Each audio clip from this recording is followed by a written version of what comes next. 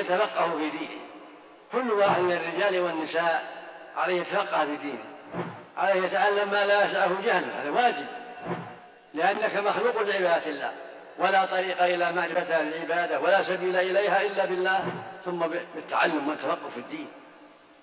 الواجب على المكلفين جميعا أن يتفقهوا في الدين وأن يتعلموا ما لا يسعهم جهله، كيف يصلون، كيف يصومون، كيف يزكون، كيف يحجون، كيف يأمرون بالمعروف وينهون عن المنكر، كيف يعلمون أولادهم، كيف يتعاونون مع أهليهم، كيف يدعون ما حرم الله عليهم، يتعلمون.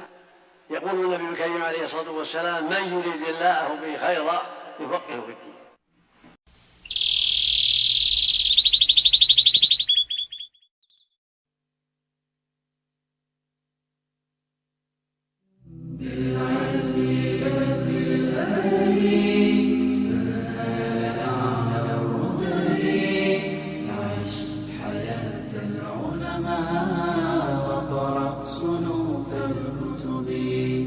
ودم على تواضع لا تفتخر بالنسب، كفاك أن تخرج من دنيا الورى بالحسب.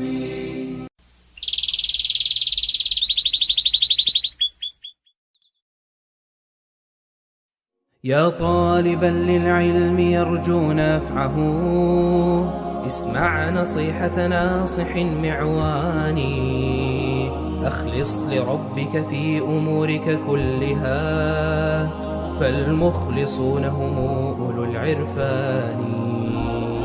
فالجهد في جمع العلوم يضيع إن حل الرياء دواخل الإنسان، واحفظ زمانك رأس مالك إنه هبة العظيم الواحد المنان.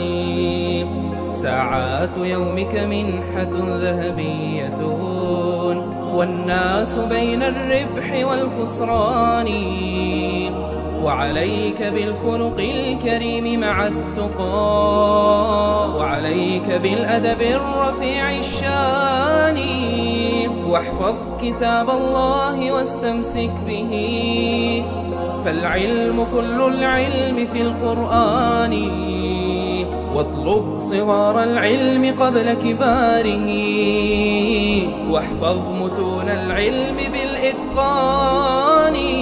وإذا طلبت العلم فاعرف قدره، وأت البيوت أخي من البيبان، جالس شيوخ العلم وانهل منهم، واظفر أخي بالعالم الرباني، واحفظ وداد الشيخ صاح، فإنه بعد الأبوة في المقام الثاني، من لم يوقر شيخه أستاذه آلت عواقبه إلى الخذلان. واعمل بعلمك في شؤونك كلها، واشغل زمانك في رضا الرحمن، وأمر بمعروف وحارب منكرا، كن ناصحا للناس كل زمان. وإذا بلغت من العلوم نصابها أد الزكاة أخي بلا كتمان، علم مريدا للعلوم وقل له يا مرحبا بوصية العدناني، صلى عليه الله ما فاح الشذا دوما بريح المسك والريحان، صلى عليه الله ما فاح الشذا دوما بريح المسك والريحان.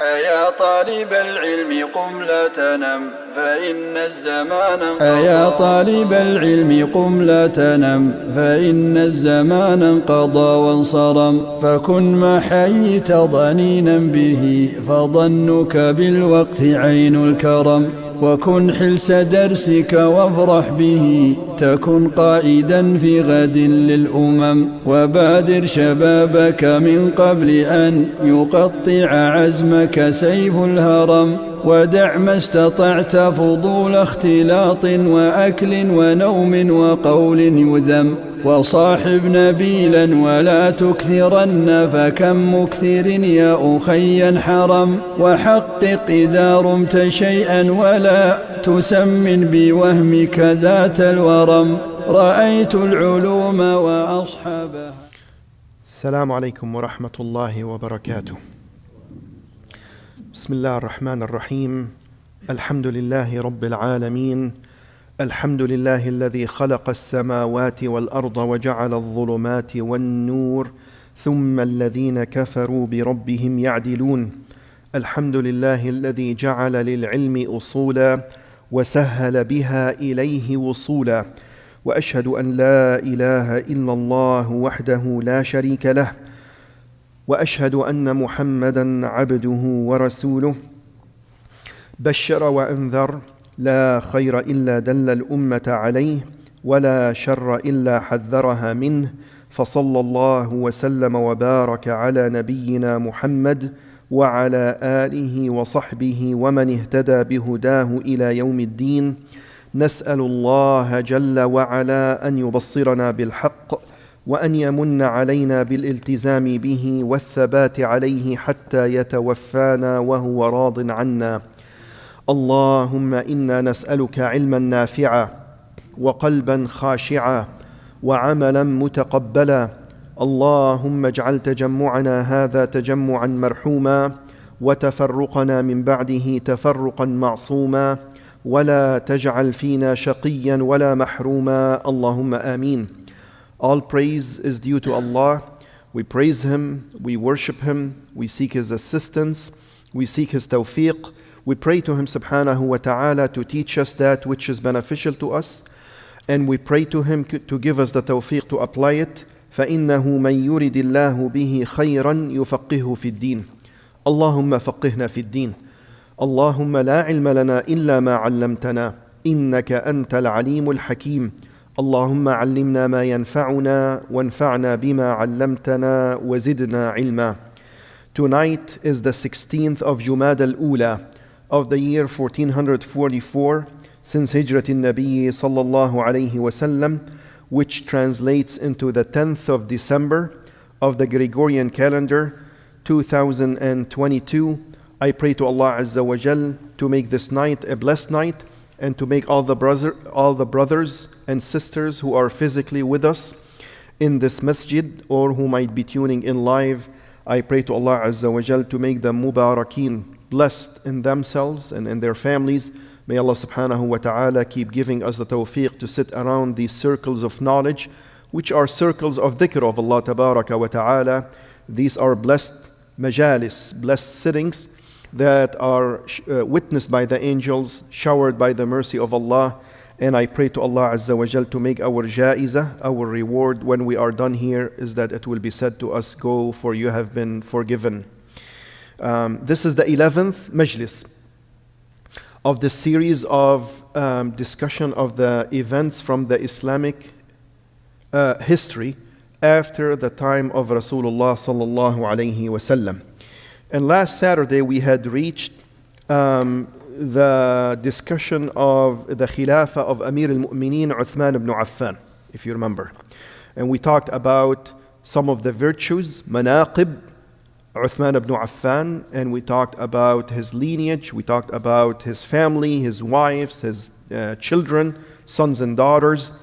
And we talked about, in general, that his Khilafah, which lasted for how many years? 12 years. So the 12 years of Khilafat Uthman, we said that it is considered the golden era of Al-Khilafah Rashidah. There was a lot of conquest, a lot of futuhat, a lot of conquest of lands that entered under the Islamic rule. And there was a lot of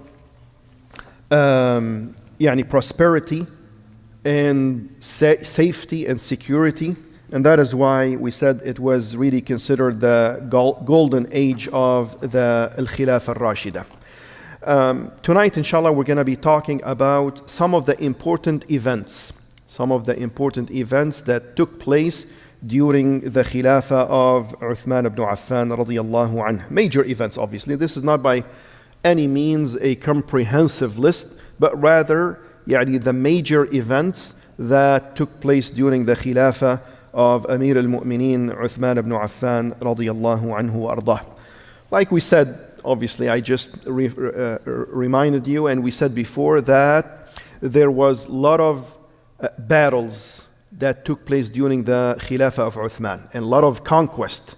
And Islam has spread, and the borders, or the borders of the Islamic State have expanded so much.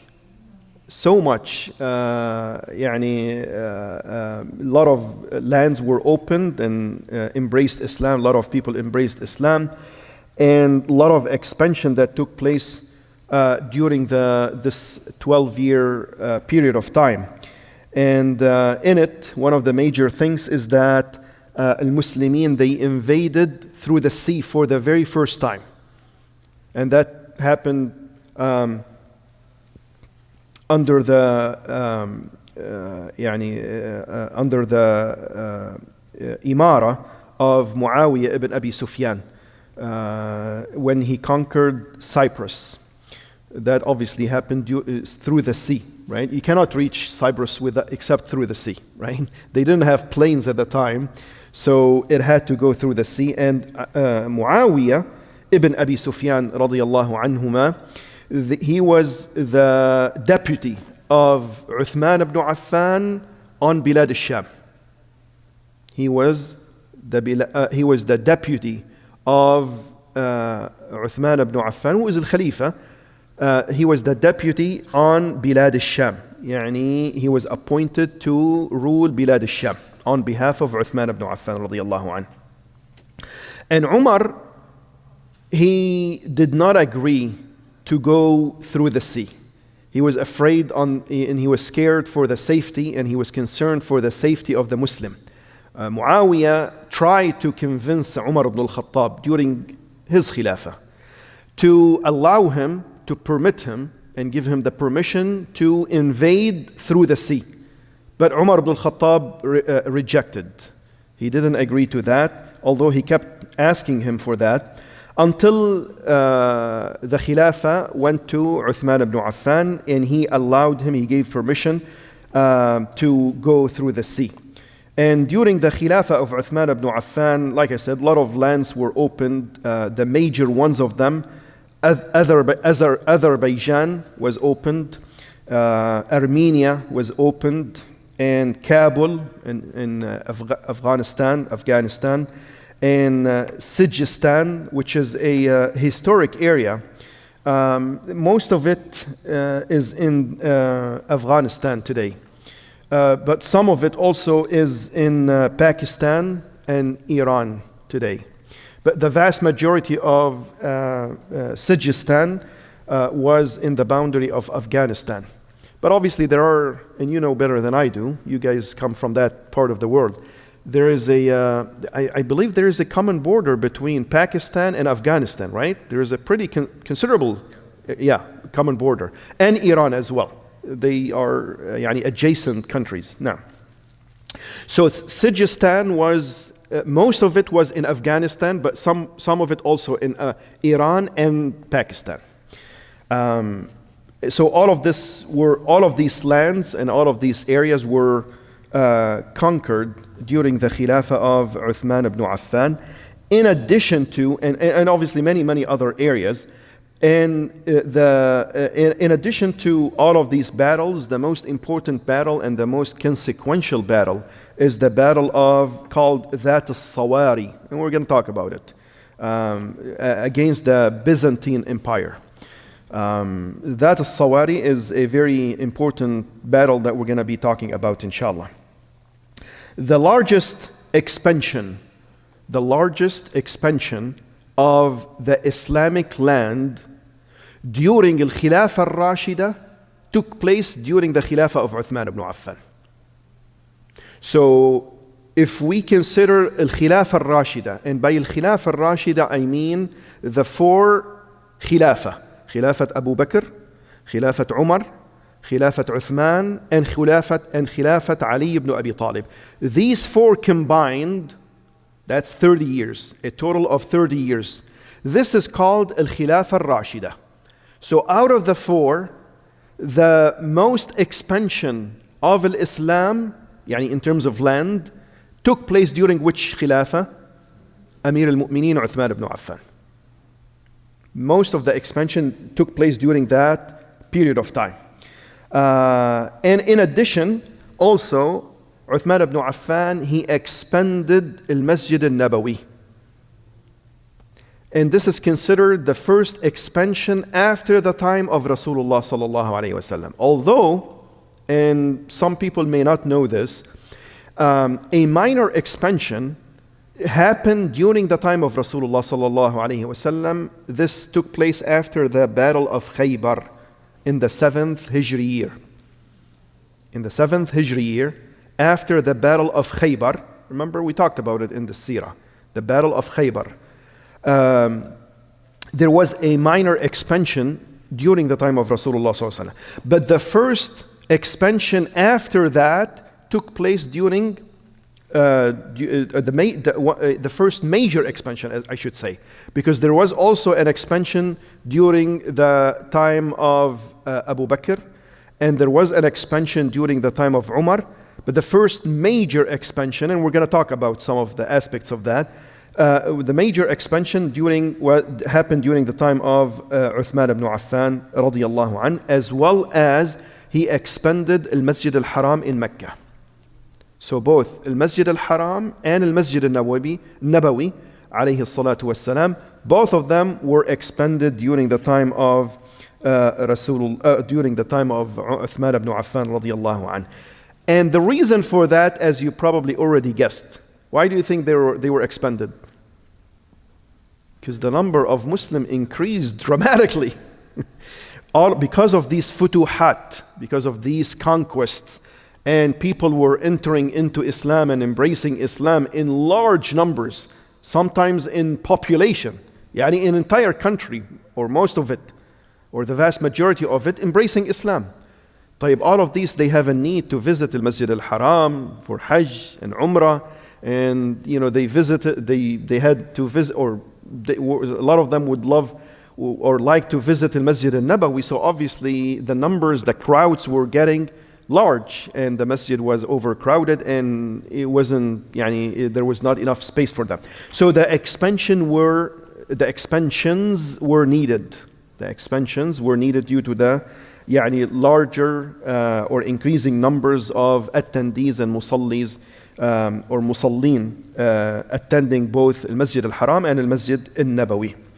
طيب, the first event that we're going to talk about is the conquest of Africa, غزو إفريقية. And by that, really, we mean the north of Africa. North Africa. Starting from Egypt. Because Egypt, you remember, it was opened and conquered during the time of Umar, radiallahu anh. And he appointed Amr ibn al-As as a deputy upon Egypt. But starting from Egypt and going west, right? Starting from Egypt and going west, North Africa, the vast majority of it was conquered during the time of Uthman ibn Affan. And this took place in the year 27 Hijri. This took place in the year 27 Hijri. And Uthman ibn Affan radiyallahu an, he dismissed Amr ibn al-As as the governor of Masr, of Egypt, as the governor of Egypt. And he appointed in his place Abdullah ibn Sa'd ibn Abi Sarh. Abdullah ibn Sa'd ibn Abi Sarh radiyallahu anhu wa ardah. And then he ordered him to go westward. He ordered him to go westward to open the countries and the lands of North Africa. And that is why Abdullah ibn Sa'd ibn Abi Sarh is known as Fatih Ifriqiyya. يعني the conqueror, Fatih. You know Muhammad al-Fatih, right? Al-Fatih is the one who فتح البلاد, يعني the one who conquered. So Fatih Ifriqiyya, يعني the conqueror of Africa. And again, by Africa we mean North Africa, right?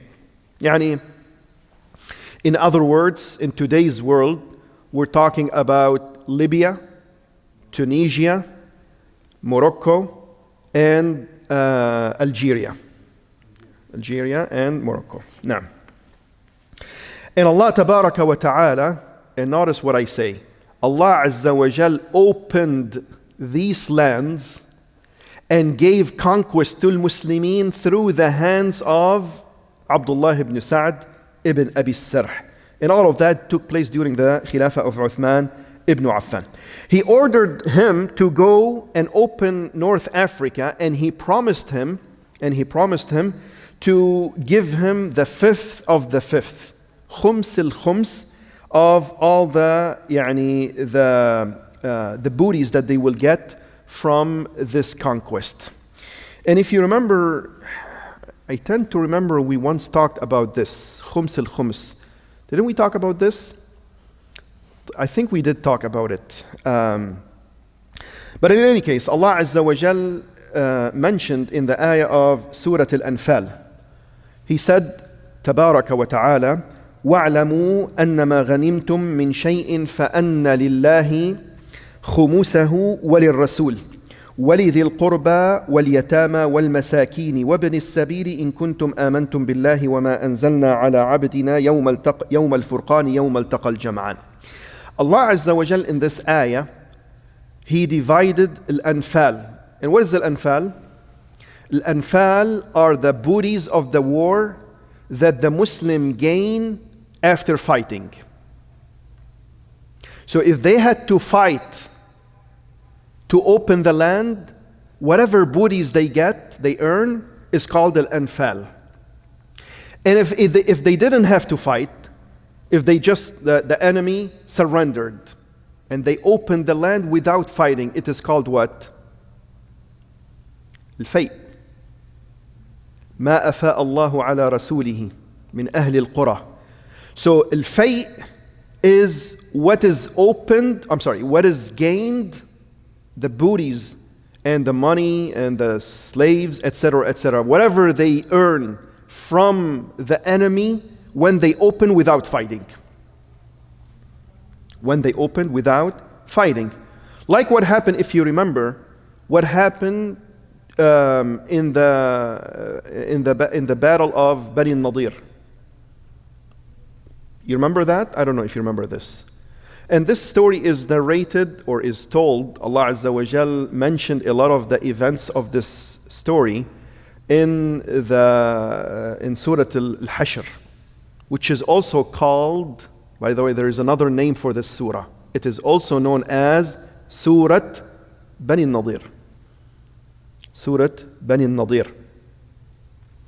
Because Allah Azza wa Jal, if you remember, very quickly inshallah, we don't want to take too much time, but just to refresh your memory, when Rasulullah sallallahu alayhi wasallam migrated to Medina, there were three major Jewish tribes that were living in Medina: Bani Qaynuqa, and Bani Nadir, and Bani Qurayza.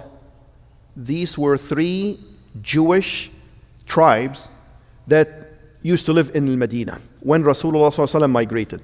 He signed peace treaties with all of them. So they would be peaceful neighbors, and they would continue to live in Medina. But Jewish, like they typically do, they broke those treaties one at a time. Started by Bani Qaynuqa. They were the first one to betray, and they were expelled from Medina, and they relocated to Bilad al-Sham. And then Bani al-Nadir, they were second to betray and to break their covenant and their treaty.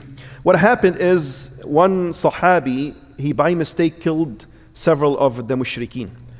So Rasulullah ﷺ wanted to give the blood money because it was by mistake, right? It was by mistake, and Rasulullah ﷺ had an agreement with that tribe that they belonged to. So there was a treaty between them, peace treaty. So it is not allowed to kill them. But the Sahabi didn't know about it, so he killed them by mistake. So Rasulullah ﷺ wanted to give their awliya the blood money, but he didn't have enough money. So he went to Bani al-Nadir. And he asked them for help, financial help to pay for that blood money. So they said, Na'am, Abul Qasim. Abul Qasim is the kunya of Rasulullah ﷺ. They said, absolutely, we'll help you. So they said, stay here by this wall. And obviously the Jews always lived behind fortresses. Always. They built fortress and they fortify them because they're always scared. So they said, stay here and we will bring the money to you. And then they went inside, and immediately they said, Shaitan whispered to them, and they said, who would go over the wall and would throw a rock and kill Rasulullah sallallahu alaihi wasallam? They wanted to kill him, assassinate Rasulullah sallallahu alaihi wasallam. So one of the rather wise of them, he said, he will be told, and you're breaking the treaty. How dare you do that? Right? How dare you do that? But they went ahead with that, and Jibreel alayhi salam came down and he told him about what they were planning and they were plotting. So he immediately stood up and went back to Medina because they were on the outskirts of Al-Madinah. So he went to Al-Madinah and he rallied the Sahaba to go after them. And so they went and surrounded them and they put a siege around their fortress. And they figured that their fortresses would protect them from the Muslim. And the hypocrites, and their chief is Abdullah ibn Ubay ibn Salul alayhi la'natullah, they told the Jews of Bani Nadir, they said, don't worry, we will be your friends. And that's why Allah Azza wa Jal said, أَلَمْ تَرَ إِلَى الَّذِينَ نَافَقُوا المنافقين, those hypocrites, يَقُولُونَ لِإِخْوَانِهِمْ, they say to their brothers, because they are brothers in kufr وَالْعِيَاذُ بِاللَّهِ, in disbelief. يَقُولُونَ لِإِخْوَانِهِمْ وَالَّذِينَ كَفَرُوا مِنْ أَهْلِ الْكِتَابِ, these are the Jews of Bani Nadir. لَإِنْ أُخْرِجْتُمْ لَنَخْرُجَنَّ مَعَكُمْ وَلَا نُطِيعُ فِيكُمْ أَحَدًا أَبَدًا وَإِنْ قُتِلْتُمْ لَنَنْصُرَنَّكُمْ وَاللَّهُ يَشْهَدُ إِنَّهُمْ لَكَاذِبُونَ. They told them, if you were expelled, we will go out with you. And if you are fought, if they fight you, then we will fight along you. And Allah Azza wa Jal holds a testimony that they are liars. لَإِنْ أُخْرِجُوا لَا يَخْرُجُونَ مَعَهُمْ وَلَإِنْ قُوتِلُوا لَا يَنْصُرُونَهُمْ وَلَإِنْ نَصَرُوهُمْ لَيُوَلُّنَّ الْأَدْبَارَ ثُمَّ لَا يُنْصَرُونَ. Allah Azza wa Jal is saying that they are liars. If they are expelled, they will not go out with them, and if they are fought, they will not find along them, and they will not help them. And if they do, then they will flee right away. They won't give nusra to them. So they are liars. Allah Azza wa Jal, the point, I'm sorry, it's thinking a little bit. So the point that I was trying to get to, in this battle, Allah Azza wa Jal gave permission to Sahaba and to Rasulullah Sallallahu Alaihi Wasallam to cut the palm trees around the fortresses that belonged to Bani Nadir. And so they were eventually, because Abdullah ibn Ubay ibn Salul, they broke their promise to help them. And Allah Azza wa Jal came to them from where they least expected.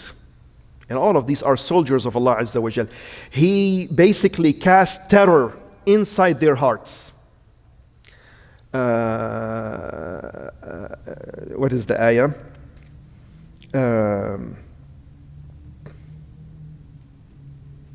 ألم تر إلى الذين فقذف في قلوبهم الرعب يخربون بيوتهم بأيديهم وأيدي المؤمنين.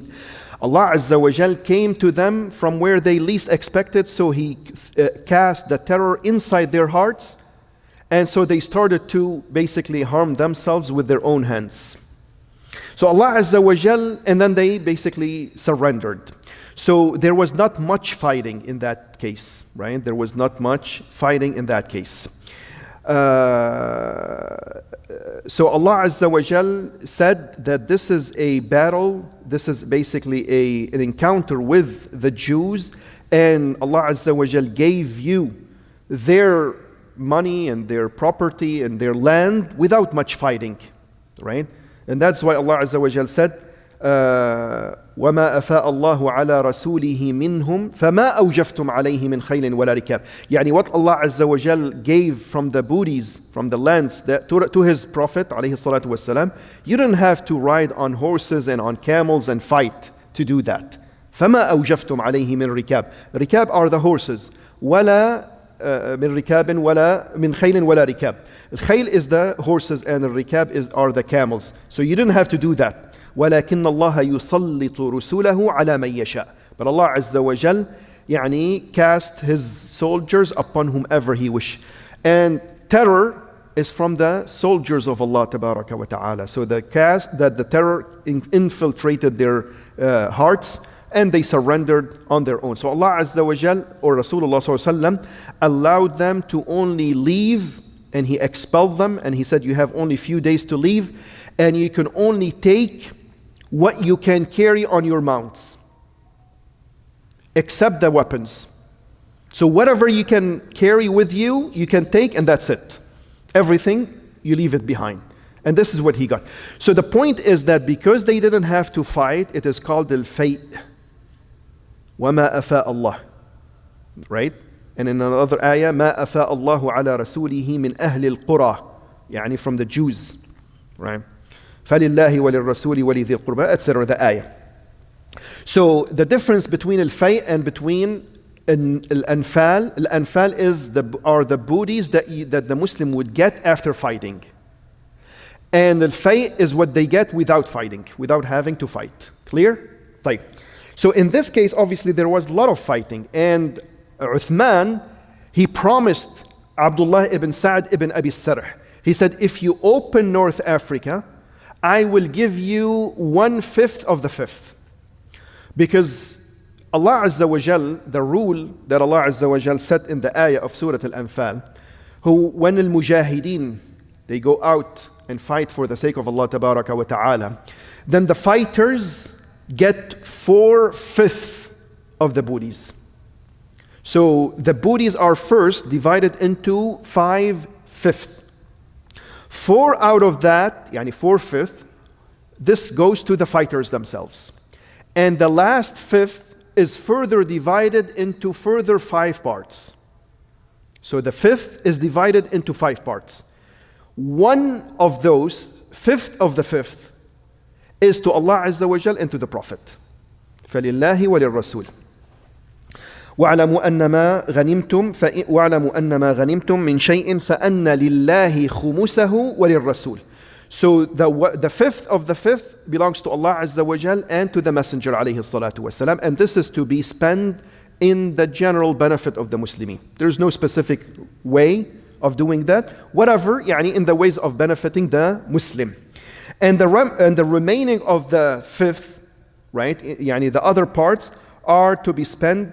One other 5th is meant for the relatives of to the near relatives, and this is meant by Al-Bayt. Oh, I remember when I talked about this, when we were talking about Al-Bayt and the relationship between Al-Ashab radiyallahu anhum and Al-Bayt radiyallahu anhum. Now, I just remembered. So the second 5th is for Al-Bayt, يعني Al-Bayt al-Nabi sallallahu alayhi wasallam, the relative, يعني from Bani Hashim, and some of the scholars they add to them Bani al-Muttalib, because they consider them as from Al-Bayt as well.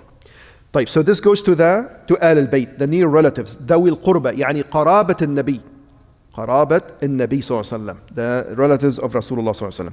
And the other 5th, 1/5, another 5th goes to the orphans, a 4th 5th goes to the needy, يعني المساكين, and the last one, Ibn al-Sabil. Ibn al-Sabil is the stranded traveler, يعني a traveler who is passing by and they become stranded, then some of that money can be spent on them.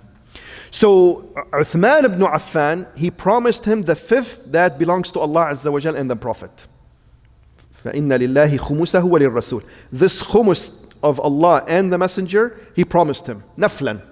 He said, I will give it to you.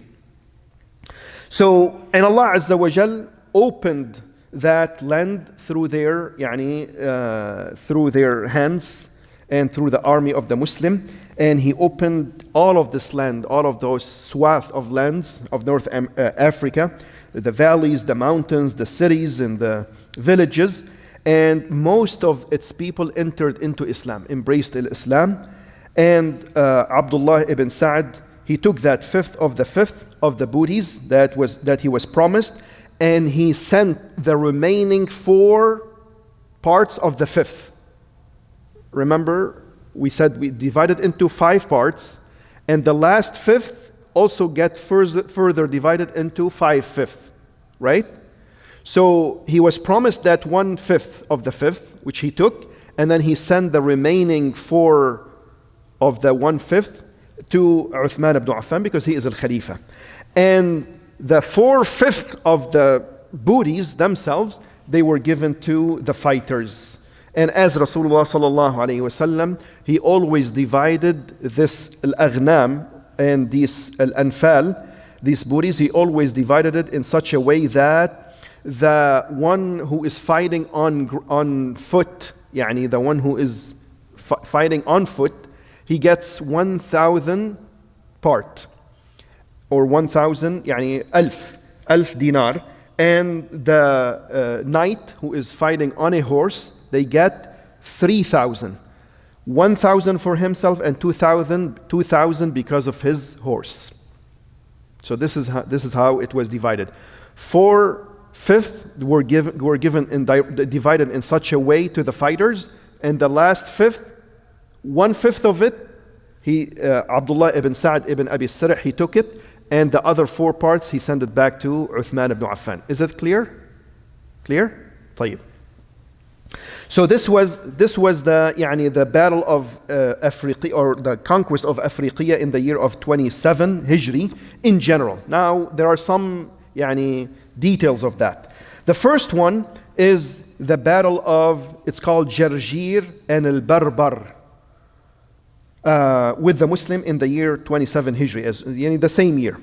This is when al-Barbar are the people of North Africa.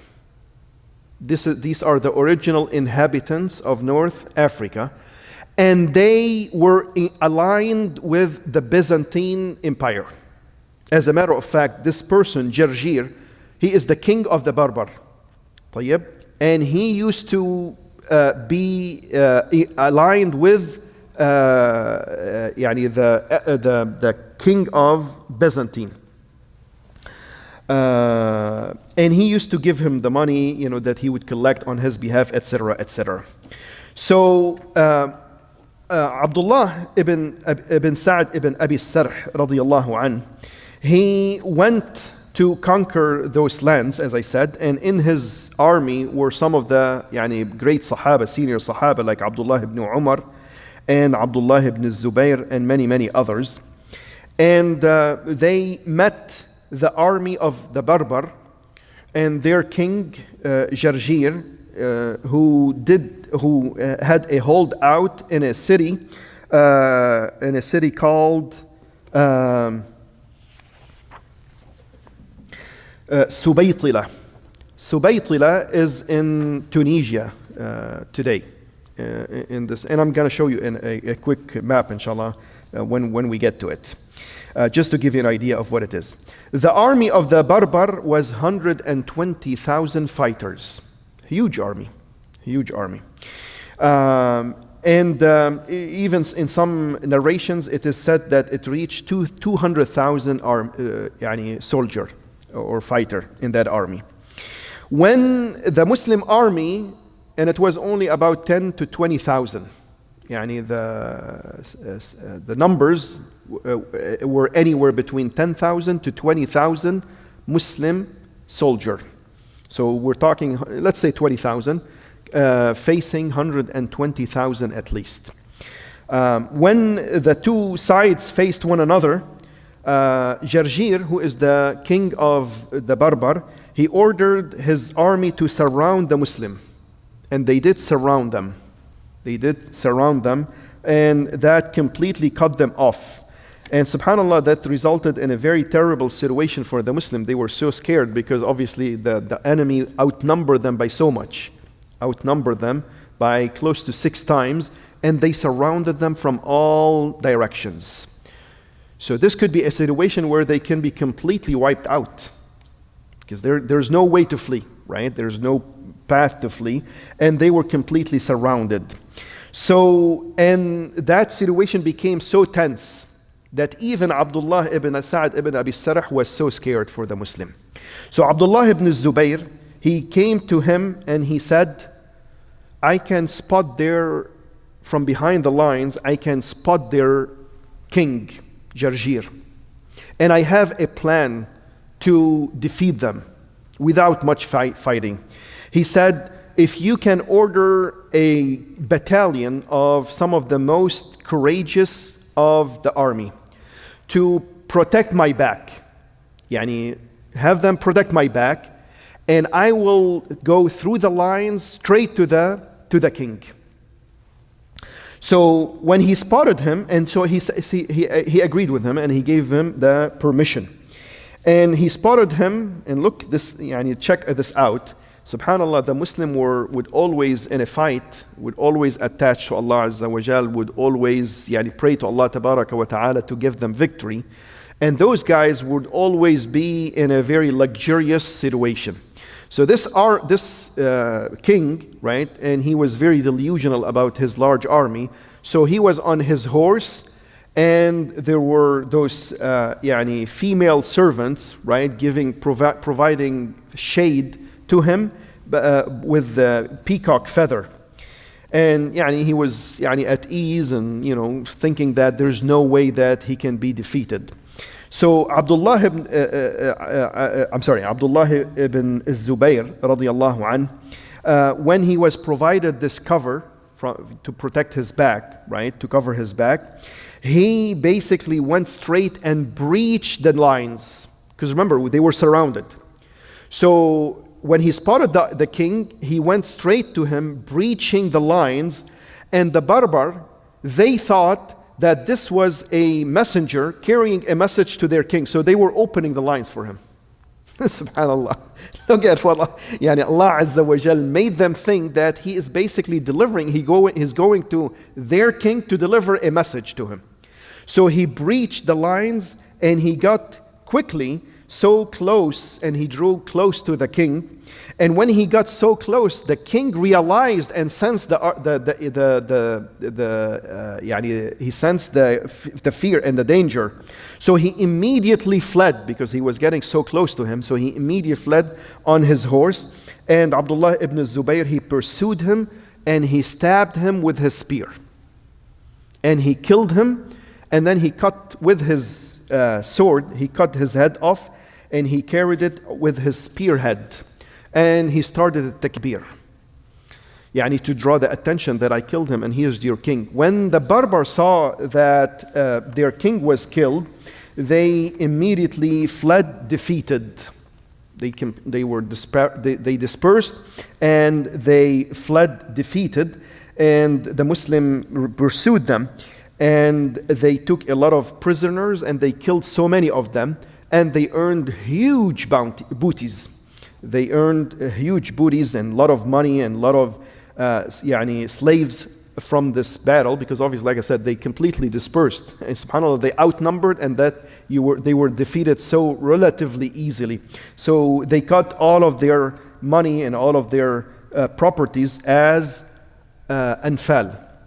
And like I said, this took place in a place called Subaytila, which is about 2 days journeying from Al-Qayrawan, the famous city in Tunisia. And this is what I wanted to actually show you. Subaytila in today's map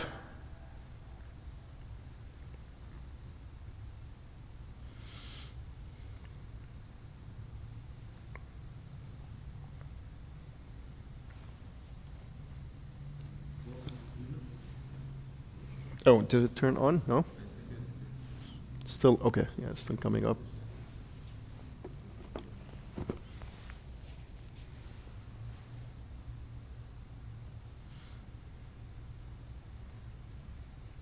طيب.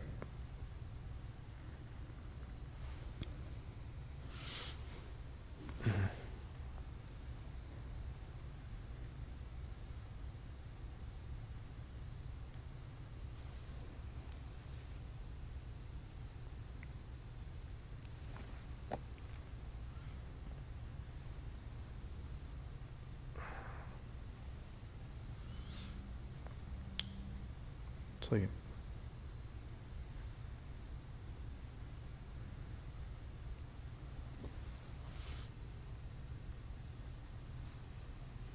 I wonder why it's not casting.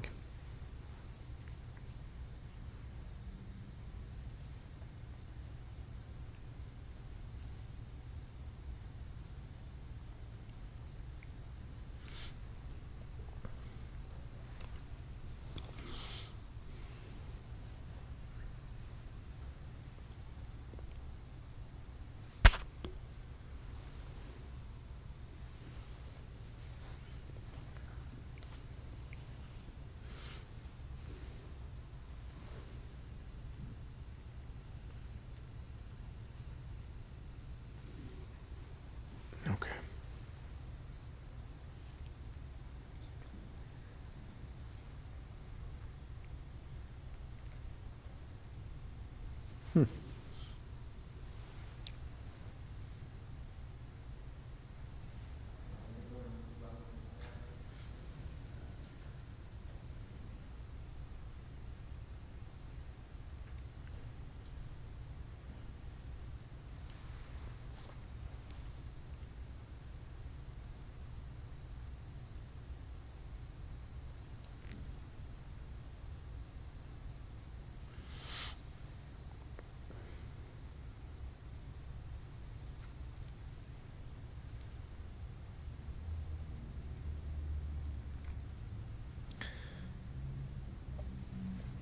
Let me restart my...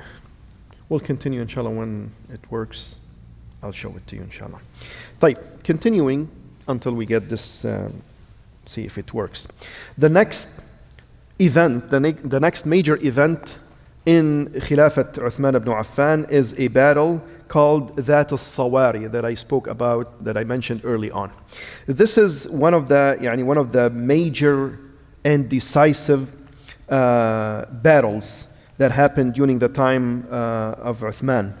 That al-Sawari, it is translated into the battles of the masts. You know the mast of the ship, right? So it is called because of the many ships and the many masts of the ships that were in that battle. As a matter of fact, this was a naval battle. It was not on ground, I'm sorry. It was in the sea. And this was against the Byzantine Empire. When the Muslimin, they defeated the Barbar and their king, Jarjir, obviously the Heraclius, the king of the Byzantine Empire, he was very angry because of that. So he wanted to take revenge, and he went through the sea to go and conquer Alexandria, which is Al-Iskandariya in Egypt today, right? So he wanted to conquer and go all the way to Alexandria. And the Byzantine Empire, here's the thing, they were controlling most of the Mediterranean Sea. As a matter of fact, they had kind of a dominance over most of the Mediterranean Sea. And they had a lot of ships, and they had compared to back in the days, they were pretty advanced, and they had production of ships, so they had hundreds and thousands of ships. And so he sent Constantine, who is, it is said that he is his son, his own son. He sent him on top of 1,000 ships, 1,000 ships to fight the Muslim.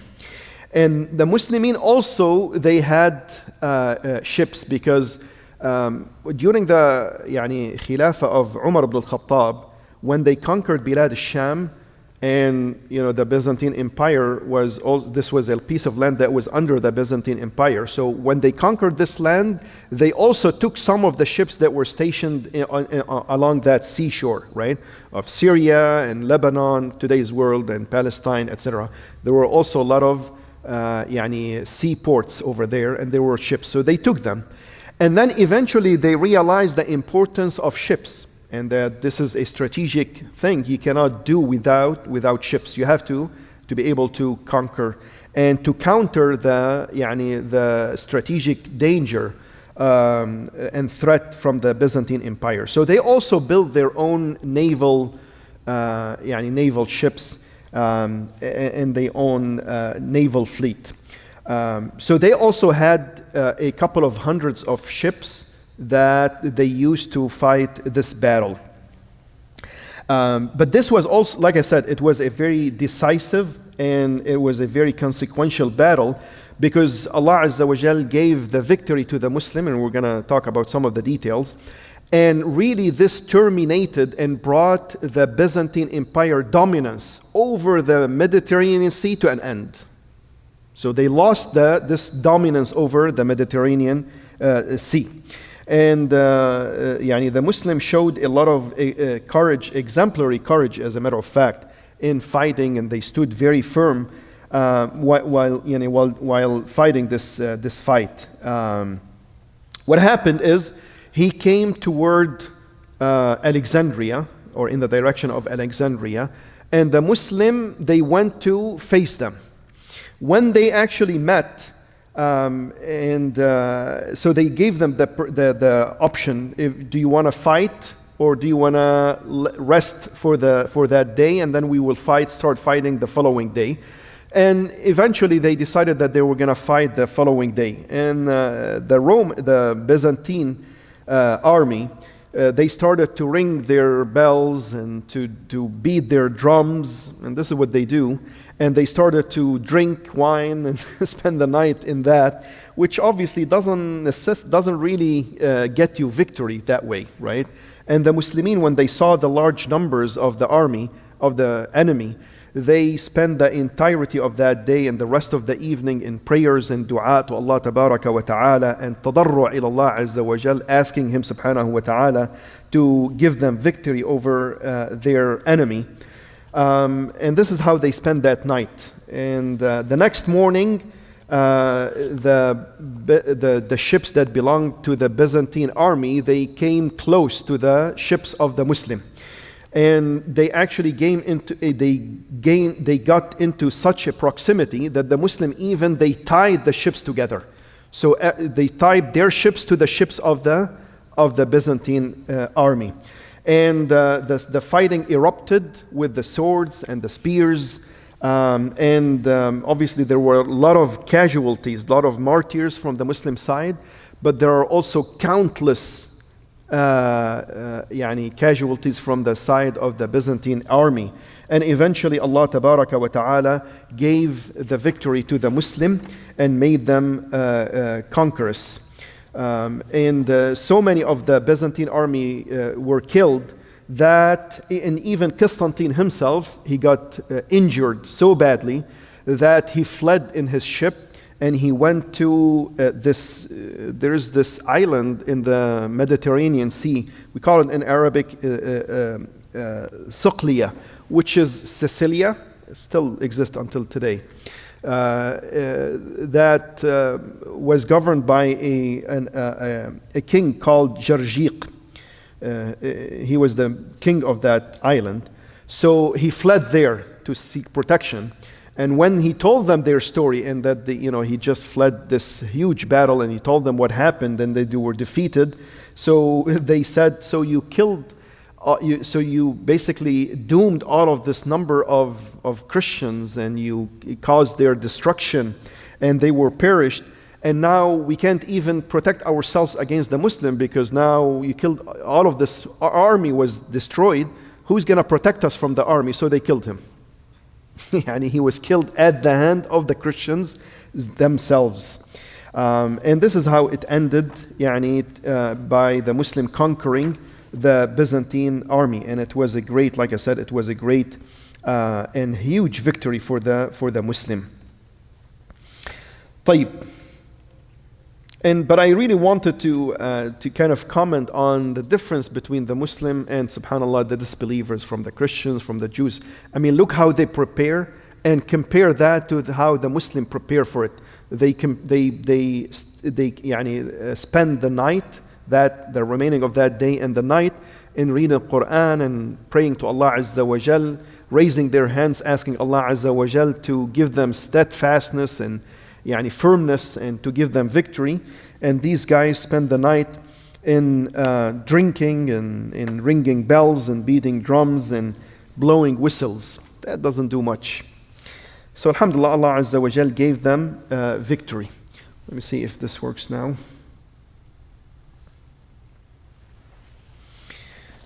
طيب. After they were victorious, Abdullah ibn Abi Sarh radiyallahu anhu ardah, being the army general, right, al-Amir, so he stayed a few days after the victory, and this is like Rasulullah sallallahu alaihi wasallam used to do. If you remember from As-Sirah, we mentioned that Rasulullah sallallahu alaihi wasallam used to stay for a couple of days, 3 days, 4 days, in the place where they conquered the enemy. He would stay there and then he would go back. So for example, in the place of Badr, of the Battle of Badr, he stayed over there for like 3 days and then he went back to Al-Madinah, right? Likewise, Abdullah ibn Abi Sarh, he stayed there for a couple of days and then he went back victorious. Mansuran Mudaffara. Mansuran Mudaffara, he victorious. Radiyallahu anhu wa arda. Naam. 27 Hijri. After that, a lot of it basically it fell one after the other in a quick succession. There was not much resistance after that. Naam. طيب, let's see here.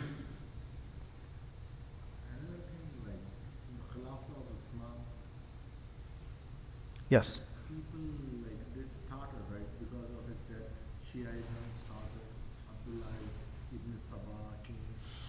We're going to talk about that because we're going to be talking about the fitna that led to the killing of Uthman ibn Affan. But that was, this is the last event. We're going to be talking about it, what led to it, and how it was wrong. We're going to talk about all of that, inshallah. All from authentic sources, for sure. That's the point of this class. Oh yeah, Saba'iyya. Naam, naam. Yep. We're going to be talking about all of that, inshallah. Okay, now, so this is what I wanted to show you. Remember we said that this battle of Dhat al-Sawari, the battle of the masts, took place in a city called Subaytila, or a place called Subaytila.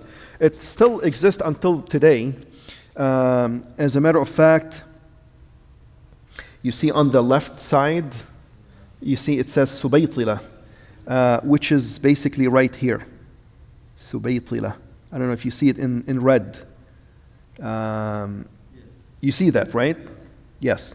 So this is Subaytila. This is where the battle took place. And if you notice, if I enlarge this map a little bit, now obviously see this is Tunisia, right? Yes. And where this red sign, right, this is where that battle took place. And Al-Qayrawan is right here. This is Al-Qayrawan. And if I make this a little bit larger, so this is where Al-Qayrawan is, right, to the right. And so let me actually,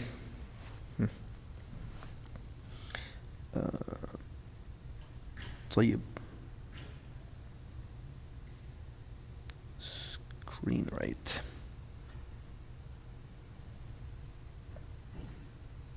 طيب. So you see this is Al-Qayrawan, and this is Subaytila over here.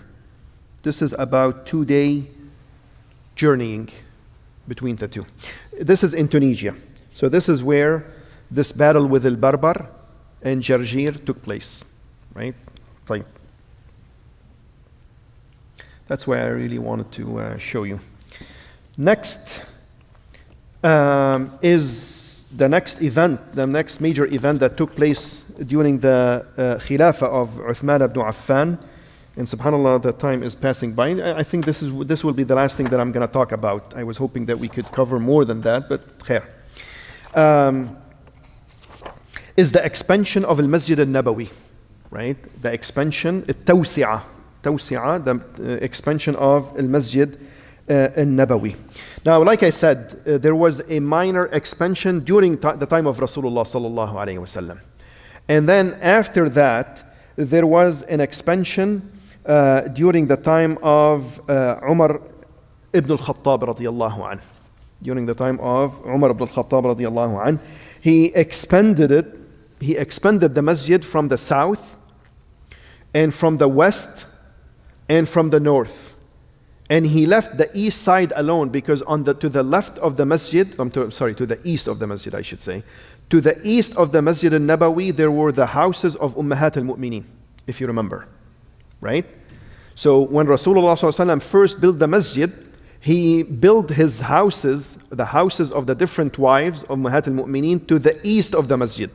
So he left the east side alone. He expanded a little bit to the south, and he expanded to the west, and he expanded to the north. And then Uthman ibn Affan, when he became al-Khalifa, the people, obviously as a result of the conquest during the time of Umar, and then later on during the time of his Khilafah as well, Uthman ibn Affan, a lot of lands were opened, a lot of Muslim people embraced Islam, and the numbers of the Muslim exploded, mashallah, alhamdulillah, right? A lot of countries in their entirety embraced Islam and they became Muslim. And like I said, they needed to come and to Al-Masjid al-Haram and Al-Masjid al-Nabawi. So people started to complain to Uthman that, we're not able to fit in the masjid anymore and we have to pray outside, right? There's no room anymore for the musallin, especially on Fridays, Salat al-Jumu'ah. They can't fit in the masjid. And obviously, as well as the construction of the masjid started to need some help, if you wish. Because if you remember, Al-Masjid al-Nabawi, when it was built during the time of Rasulullah ﷺ, it was built basically, the pillars were basically from the stems of date palms. The pillars that hold the masjid, the wall, the roof, they were from the stems of the palm trees. Of the date palms. And the roof was basically from the leaves of the date palms. That's basically what it was. It was very simple, very basic, right? So those stems, obviously, over time, rain, water, and over time, they started to decay, right? And they started to wear out. So it needed some work. The expansion of Uthman ibn Affan changed some of the ways that the masjid looked. So this was the first expansion where he replaced the pillars with rock blocks. So now you have, it was a major improvement, right? A major expansion. And he again also expanded it from the south, expanded it from the west, and expanded it from the north, leaving the east side alone. And like I said, this was the first time where the pillars were made from stones and decorated stones, as a matter of fact. And he made the roof from teak wood, type of wood. He replaced the leaves from the palm trees and from the date palms. So visibly, the masjid looked different than the way it used to look during the time of Rasulullah ﷺ. And that's why some people, they kind of dislike that the masjid doesn't look anymore the way we're used to, right? It now looks different, changed. Unlike the expansion during the time of Umar, it was the same, more of the same, right? It was exactly kept the same way, but things were replaced and expanded a little bit. During the time of Uthman ibn Affan, it changed a little bit. And this is actually narrated in a hadith in Sahih al-Imam al-Bukhari that Uthman used stones to replace the pillars and wood roof.